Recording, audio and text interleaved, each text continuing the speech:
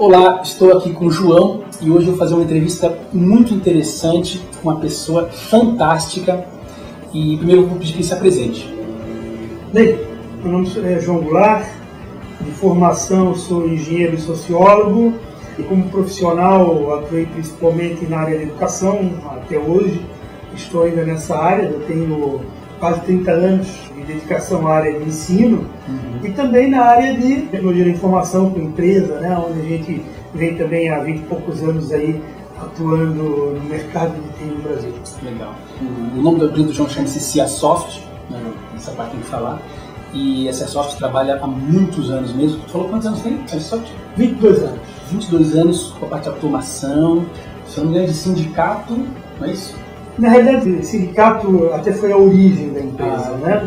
A empresa nasceu de uma oportunidade que surgiu ainda quando eu era funcionário da Prefeitura Municipal de Florianópolis. Eu tive uma ligação muito forte, né, com o movimento sindical, que veio inicialmente do movimento estudantil. Eu sempre fui muito ligado a organizações de movimentos sociais. E a partir da observação do certo amadorismo que existia nesse meio, em termos de administração, me surgiu a ideia na época justamente de criar alguma coisa que pudesse tomar conta da parte administrativa, financeira, organizacional e de comunicação dos sindicatos. Você tem um produto hoje que é específico para sindicato há 22 anos? Há 22 anos. Sindicatos e associações. Interessante. Eu sempre trabalhei um pé em cada lado, né? Na área educacional e na área empresarial, né? Eu sempre fui um professor de 20 horas, me dedicava à noite a dar aula e durante o dia cuidava da minha empresa. Uma coisa, João, que acontece bastante no mercado empreendedor, as pessoas que estão trabalhando e elas querem começar o seu negócio. Então, nos conta um pouquinho como foi, né? Você falou que sempre trabalhou nessas duas áreas, então como foi o teu começo de estar dando aula, como tu me falou que fazia, e começando nesse meio empresarial? Como é que foi? Nos conta como foi esse comecinho. O pulo do gato, O Cássio, é assim, primeiro, vou falar uma frasezinha que parece sempre uma fuga, né? De quando alguém arguida sobre como faz isso. Você fala, não é uma única forma e nem fórmula mágica. Mas isso é verdadeiro mesmo, né? Historicamente, as oportunidades para tu abrir um negócio são diferentes. Né? Eu sempre digo que podes abrir um negócio de sucesso baseado em uma ou outra fonte de inspiração. Certo. Uma é tu ter uma grande ideia, certo? Então tu descobriu algo que todo mundo quer, ou tu descobre algo que ninguém quer, mas tu pode fazer todo mundo querer. Tá? Então tu é extremamente inovador e tu tem sucesso a partir daí. Ou tu faz algo que todo mundo já está fazendo, mas muito melhor. Muito melhor. Na minha época que eu abri a CIASoft, eu fui fazer algo que ninguém estava fazendo. Então eu me movimentei dentro de um segmento que não tinha ninguém atendendo. Ninguém associava informática com coisas que não estavam ligadas a grandes empresas, a atividade de automação comercial, etc. do consumidor. Na minha época, o preço de um computador de mesa, um PC XT, que foi a tecnologia que existia na época quando eu abri a minha empresa, custava o preço de um Fusca. Então, quem que ia pensar em abrir uma empresa aonde, para usar o teu sistema, o cara ia ter que investir em termos de equipamento um carro. Então, quem trabalhava nesse tipo de segmento atendia grandes empresas, bancos, mercados, e toda uma sorte de empresas que tenha dinheiro para esse tipo de coisa. Então, eu criei em cima dessa ideia assim, há uma necessidade, há uma demanda que não era sentida, porque hoje falar em informática, todo mundo sabe que precisa de um computador, precisa estar na web, precisa estar controlando de forma automática diversos aspectos da sua vida pessoal ou empresarial. Mas naquela época, dizer para um dirigente sindical, tu queres informatizar o sindicato? Não existia demanda. Então por isso que eu falei, tu vê uma coisa nova e cria demanda. É uma situação. A outra é, todo mundo está querendo chupar gelo. Ninguém está vendendo gelo, aí todo mundo aí doido para resfriar a cuca, vou fazer gelo e vou vender gelo. Bem, então tu descobrisses uma oportunidade de ganhar dinheiro em cima de uma demanda que ninguém estava enxergando. Né? Bem, o outro extremo é, vou fazer melhor algo. Nesse período, a empresa hoje não atua só no ramo sindical, nesse período eu fui fazer coisas que outros não faziam, empresas consolidadas, mas eu achava o seguinte, eu preciso fazer melhor. E daí eu vou conseguir ter um espaço também nesse mercado. Basicamente, eu acho que as coisas são simples. Eu sou fã de um ditado, eu estava assistindo uma vez um programa de televisão, que eu não lembro mais nem o que era, mas o cara estava no interior da China, entrevistando um filho de camponês, que tinha ido para cidade grande estudar, e depois levou esse entrevistador para o interior da China para visitar a propriedade dos pais. Daí, na conversa, ele falou assim, na China existe um ditado que diz que, ele falou, claro, ele falou em chinês, né? Falou, simples é melhor. Então, você conseguindo observar uma oportunidade, uma forma de fazer simples aquilo, porque o simples se transforma em duas coisas essenciais para o teu consumidor: preço baixo e facilidade de usar. Você quer dizer, montar uma coisa extremamente complexa. João, como é que tu vê hoje, para quem quer montar uma empresa de software? Já tem 20 anos de experiência de empresa de software, então, para falar com propriedades, quais são as maiores dificuldades de montar uma software house hoje no Brasil? Bem, depende muito do segmento que queres atuar. Mas olha só, isso não é exclusividade da área de software, né? Qualquer área que tu vai te meter, tu tem que conhecer bem a parte técnica. Então, vai vender cachorro-quente. O mercado está cheio de fornecedor de cachorro-quente. Mas eu vou fazer o cachorro-quente. Eu vou ter uma qualidade que vai ficar expressa para o meu consumidor. Eu vou ter um diferencial que vai estar expresso para o meu consumidor. E quando ele provar meu cachorro-quente, ele vai observar. Não é só marketing. Porque muitas vezes no marketing tu vende um produto que tu não tens. Então tu vai ter que garantir essa qualidade. Então para isso tu tem conhecimento técnico. Sem conhecimento técnico tu não faz uma coisa. Qual a dica que tu daria, então, para o cara que é um empreendedor, ele quer, estudante universitário, ou ele é alguém que já se formou, e ele, ou seja, ele é engenheiro de software, mas ele não tem todas essas habilidades desenvolvidas. Qual é a dica que você dá para essa pessoa para conseguir fazer um cachorro-quente de qualidade, né? Cássio, a questão técnica é importante, né? Mas para quem vai começar também tem um outro fator que eu acho que é muito mais importante. Não que ele substitua o primeiro, que é o seguinte: não ter medo de fracassar. Fracassar faz parte da vida. Um cara uma vez falou o seguinte: olha, o sucesso é o fato de eu conseguir errar menos e acertar mais. É isso. Sim. Agora, reunindo essas duas coisas, pode ser que não dê certo na primeira vez, não dê certo na segunda vez, mas tu vai ter um aprendizado, tem que ficar aberto ao aprendizado. Porque o bloqueio do medo do fracasso te impossibilita aprender. Fracassou, mas aprendeu. Caísse de bicicleta já?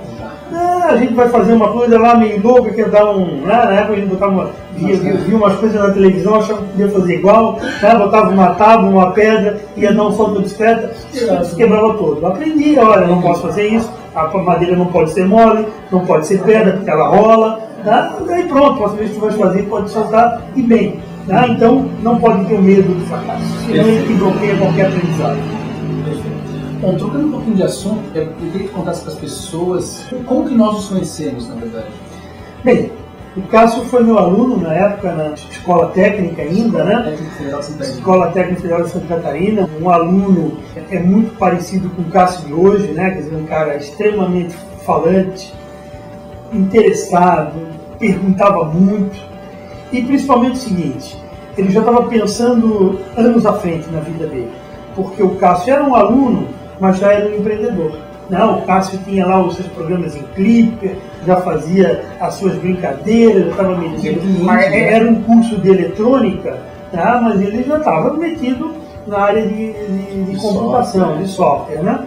Então, isso me aproximou mais ainda do Cássio. O fato dele trabalhar com software, eu tinha empresa de software, então acabamos começando uma parceria, um diálogo. Eu sempre, como professor, eu sempre incentivei muitos alunos a montar seu próprio negócio. Então a minha empresa sempre teve portas abertas para que os alunos viessem aqui para dentro, e tenho orgulho assim, de dizer que várias empresas nasceram a partir... Não é mentira, várias coisas que estudantes vieram para cá, aprenderam muito e depois falaram: João, muito obrigado, mas vou abrir meu negócio, então tudo, batia palma, estava feliz. Isso é uma grande verdade, João. Isso é uma coisa que a gente pode falar, que isso é verdade. Sempre teve aberto para os alunos virem aqui falar contigo e tal. Isso é uma grande verdade. E o Cássio, eu acho que ele também é um exemplo daquilo que eu falei há pouco, né? O Cássio sempre foi um cara assim, de ter boas ideias, uns casos de coisas inéditas, outras já existiam no mercado, mas ele meteu a cara, e o Cássio quebrou a cara várias vezes. Mas o Cássio foi persistente. Então essa questão da persistência, ela é muito importante. Existe, meus filhos mesmo hoje, né, tocam instrumentos musicais, eu mesmo toquei muito tempo bateria, né, tocava banda, eu nunca fui um bom músico, mas eu era persistente. Me divertia. Eu nunca pensei naquilo como algo profissional, né, como algo de lazer.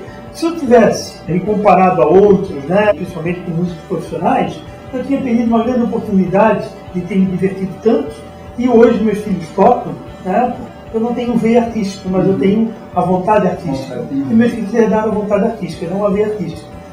Então, esse aspecto da persistência que eu considero muito importante. Né? Me diz uma coisa, a gente já fez algum negócio junto? Como é que foi essa parte? Sim. Nós tivemos dois tipos de relação profissional, né? Uma como parceiro comercial, né? O Cássio ele desenvolvia sistemas, eu indicava o Cássio e vice-versa. E uma época o Cássio trabalhou para mim.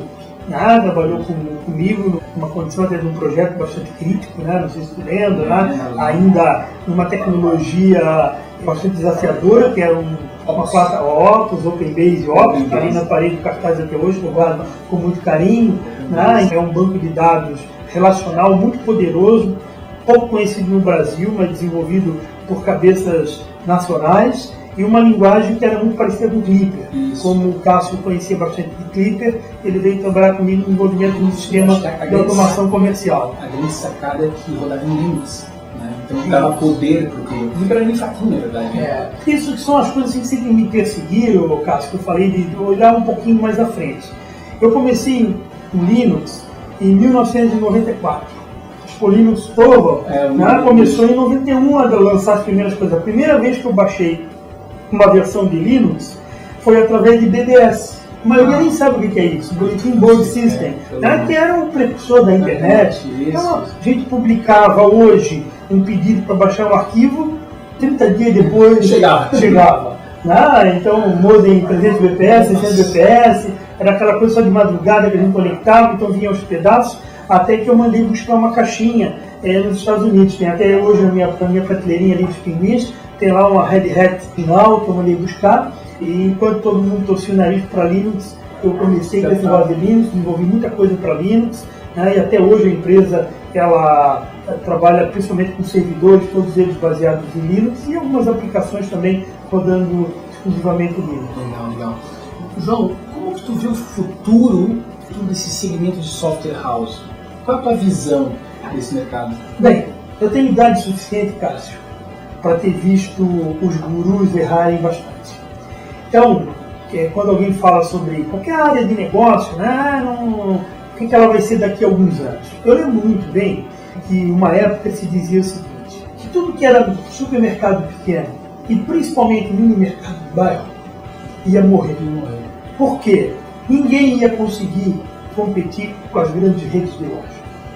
Então, Angelone, Walmart, e uma monteira de grandes nomes, né? Eu lembro assim que o pessoal da mídia no Brasil gostava de falar, nesse segmento só há espaço para 3, 4 players. Eu gostava de usar até o termo inglês, né? E hoje o que a gente observa o quê? O mercadinho de bairro vende adoidado. Aquele que trabalha direitinho, que observou que existia no seu entorno público consumidor, a caderneta. A velha caderneta pode ter se virado, saído do papel e do computador, mas ainda é o mesmo espírito de relação de confiança, tu vai pegando durante o mês, acerta comigo no final. E não morreu, cara. Estamos aí 2013 e não morreu esse segmento. Então, para a área de TI, os jovens também às vezes desestimulados, ficam assim, inventaram tudo, todo mundo, não tem espaço para mim, é só grande que sobrevive. Coisíssima nenhuma. Os grandes têm uma inércia grande. E para eles mudar de direção rapidamente, eles podem até perceber uma oportunidade que tu vai perceber um pouco depois. Mas para eles ocupar aquele espaço, são paquidermes, demoram muito, são muito burocráticas essas estruturas internas. Então vem um recém-formado da universidade, olhou aquilo também, rapidinho gera uma solução e vai. E tem que lembrar o seguinte, Cássio, talvez ainda no Brasil isso não esteja cristalizado, mas o mais importante que ter um produto bom, né, ou um serviço bom é o depois. Como é que você se relaciona com o teu cliente após a entrega? Então isso aí é o que muitas vezes uma pequena empresa tem a grande agilidade. Está próximo do consumidor. Um grande fornecedor de software, às vezes até chegar o problema do consumidor em quem decide, passa por tantos filtros que às vezes se perde. E nessa perca da informação se perdeu também o cliente. Bacana. Nós já estamos indo para o final da entrevista, João. Eu queria então que tu deixasse, além de deixar para os teus alunos também, que provavelmente vão ver isso aí na internet, mas também para os novos empreendedores, 3 dicas que tu acha assim, se tu pudesse voltar há 20 anos atrás, tá bom, eu tenho a cabeça de João de agora, 2013, eu estou começando de novo, quais são as 3 coisas que tu faria diferente? Quais são as 3, não, isso aqui eu faço e faria, então faça assim, faça assado e faça colar. Teria pergunta, mas teria 3 coisas. É o seguinte, em cada momento, porque se eu tivesse uma empresa de 5 anos, eu estaria muito próximo, do início da empresa nesse momento. Eu acho que o que eu fiz lá atrás, eu fiz o certo. Mas o que eu fiz lá atrás, talvez não dê certo hoje. Porque em cada momento tu tens, as relações do mercado são diferentes. Então deixa eu fazer a pergunta. Olhando para a tua experiência de hoje, quais são 3 dicas que tu deixa para as pessoas para o futuro? Então? Bem, pensando em empreendedorismo especificamente, primeiro é formação mesmo. Estudar, ler. E quando eu falo estudar e ler, não é só, eu vou trabalhar com uma empresa de TI, eu vou ser o the best em Java. Não é só isso. Tu tem que ser bom de forma plurima. Tu tens que ter leituras da área de administração, de negócio, de pessoas. Porque afinal de contas a gente produz para quem? Não sei quem faz ração para cachorro, dá todo tempo para cachorro. Mas quem compra o dono, quem escolhe não é o cachorro. Então tu tem que estar entendendo melhor as pessoas. Porque é com elas que tu vai te relacionar, é com elas que tu vai te comunicar, é com elas que tu vai convencer a aderir ao teu produto, ao teu serviço e tal. Então, estude e se prepare para isso. Segunda questão, já falei há pouco, que é a perseverança. Caiu a primeira vez, levanta, caiu a segunda vez, levanta, caiu a terceira vez. Enquanto a gente é jovem, tem muito tempo. Talvez alguém que começa a empreender uma carreira com 40, 50, 60 anos, não possa ter esses mesmos privilégios. Mas estamos falando para um público que está saindo da universidade há pouco tempo, é jovem. Então, tenha essa questão da perseverança. E a terceira, meu amigo, tenha amigos. Eu sempre conto uma historinha, Cássio. Não sei se eu já cheguei a contar para o Cássio essa historinha. Já faz algum tempo atrás. Eu estava em casa, já era casado, estava em casa no domingo e passava no horário do almoço um filme do Super-Homem. Era uma série. Aquele melosão.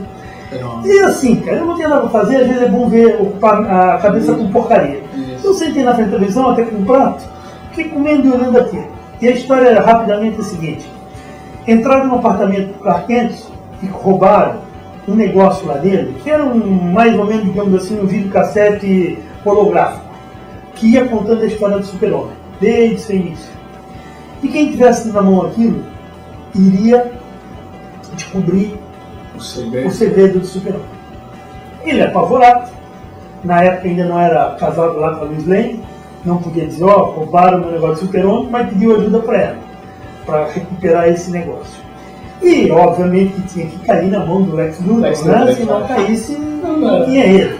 E caiu. E o negócio, para dar tempo de solucionar, ele começou a contar a história um pouquinho, a pilha ficava fraca, eu vou parar, tinha que esperar um tempo para voltar, para dar tempo, na verdade, do Super-Homem recuperar, Daí, a Lane leva o Super-Homem num bar lá de sinuca, aquele bem underground mesmo, daí vem o dono do bar, gordão, encarado.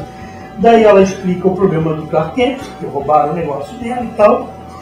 Ele falou, pode deixar que eu acho pra ti quem fez isso. Daí o Clark Kent, assim, aquela cara meio de bobão que ele tinha, você sabe quem é que fez esse tipo de coisa e tal? Ele falou, sabe, eu não sei. Mas eu conheço pessoas que conhecem pessoas que conhecem pessoas. Tu volta aqui amanhã que eu te dou o nome. E ele voltou, e deu o nome, achou e resolveu tudo. Então, até num filme bobo, como era aquele seriado, a gente está antenado para aprender, observar, separar o bom do ruim, não tem coisa ruim. Tudo te dá um tipo de conteúdo que vai levar para a tua vida, né? E assim, que é a terceira dica, cara, conheça pessoas.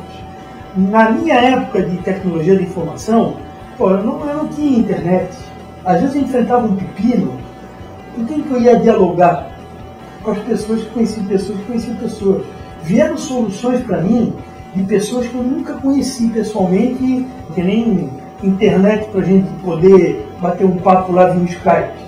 Veio a solução através de amigos, que eu apresentei o problema e disse, não, conheço um fulano, não sei onde, eu trabalhei, tal. Então essa rede ela é muito importante para quem está iniciando. Tá? Então construir essa rede ela é fundamental. Muito obrigado, então. Ficou obrigado pela entrevista. Acho que todo mundo vai tirar bastante proveito dessa história. Valeu. Sai, Santana.